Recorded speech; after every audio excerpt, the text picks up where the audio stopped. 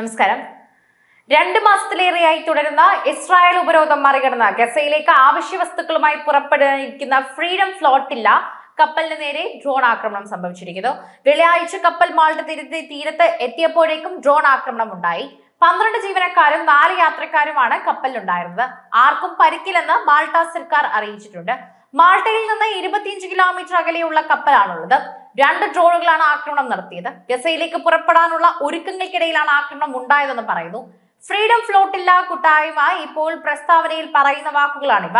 2 മാസമായി തുടരുന്ന ഇസ്രായേലിന്റെ പൂർണ്ണ ഉപരോധത്തിൽ ഗസയിൽ ജനങ്ങൾ കടുത്ത പട്ടിണിയിലാണ്. ഈ സാഹചര്യത്തിലാണ് ഇപ്പോൾ നിയന്ത്രണങ്ങൾ മറികടന്ന് ആവശ്യ വസ്തുക്കൾ എത്തിക്കാൻ തീരുമാനിച്ചത്. നിരായുധരായ ഒരു സിവിലിയൻ കപ്പലിന്റെ മുൻവശത്ത് സായുധ ഡ്രോണുകൾ 2 തവണ ആക്രമണം നടത്തി. ആക്രമണത്തിൽ കപ്പലിന് തീപിടിക്കുകയും ഉള്ളിൽ കാര്യമായ വിള്ളലുണ്ടാവുകയും ചെയ്തു. ഫ്രീഡം ഫ്ലോട്ടില്ല കൂട്ടായ്മ പ്രസ്താവനയിൽ പറഞ്ഞു.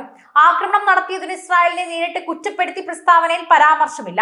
അതേസമയം അന്താരാഷ്ട്ര ജലാതിർത്തിയിൽ തന്നെ നമ്മുടെ സിവിലിയൻ കപ്പലിന് നേരെ നടന്നുകൊണ്ടിരിക്കുന്ന ഉപരോധവും ബോംബാക്രമണവും അടക്കമുള്ള വിഷയങ്ങളിൽ ഇസ്രായേലി അംബാസിഡർമാരെ വിളിച്ചു വരുത്തി വിശദീകരണം തേടണമെന്ന് കൂട്ടായ്മ ആവശ്യപ്പെട്ടു. ആക്രമണത്തിൽ ഇസ്രായേൽ ഇതുവരെ പ്രതികരിച്ചിട്ടില്ല.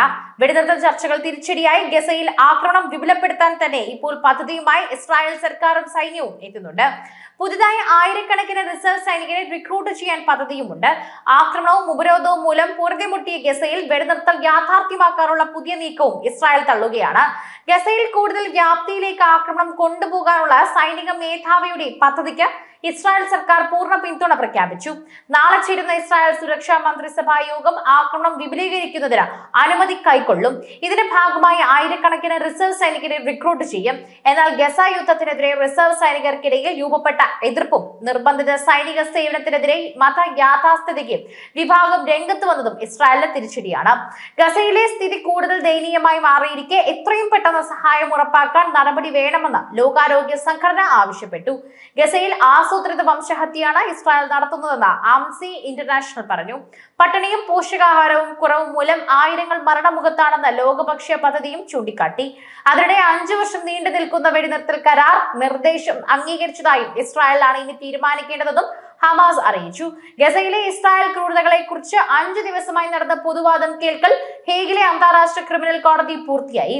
ഗസയിലേക്ക് മാനുഷിക സഹായം എത്തിക്കാൻ ശ്രമിച്ച ഫ്രീഡം ഫ്ലോട്ടില്ല കപ്പലിന് നേരെ ഇപ്പോൾ നടന്ന ഇസ്രായേൽ ആക്രമണത്തിൽ കൂടുതൽ രാജ്യങ്ങളും കൂട്ടായ്മകളും പ്രതിഷേധിക്കുകയും ചെയ്തു.